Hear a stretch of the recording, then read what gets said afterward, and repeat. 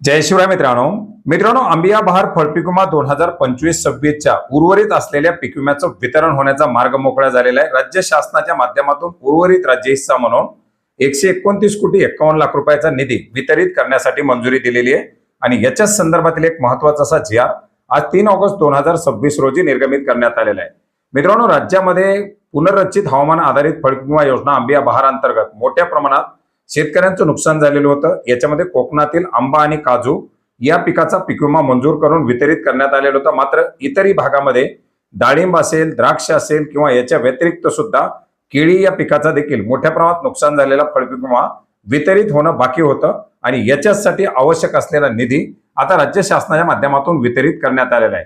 बऱ्याच मोठ्या प्रमाणात पीक विमा कंपनीच्या माध्यमातून राज्य शासनाच्या हिस्स्याचं वितरण न झाल्याचं कारण सांगितलं जात होतं आणि याच्याच मध्ये आता राज्य शासनाच्या माध्यमातून या फळपीक विमा योजना अंबिया बहार 2025-26 करता 129 कोटी 51 लाख 38,041 रुपयाचा निधी वितरित करायला मंजुरी दिलेली आहे, ज्याच्यामध्ये भारतीय कृषी विमा कंपनी, युनिव्हर्सल, सोमपो आणि बजाज जनरल या तिन्ही कंपन्यांना हा निधी वितरित करण्यात आलेला आहे आणि याच्याचमुळे आता पीक विमा कंपनीच्या माध्यमातून उर्वरित असलेल्या पीक विम्याचं वितरण हे शेतकऱ्यांना केलं जाणार आहे।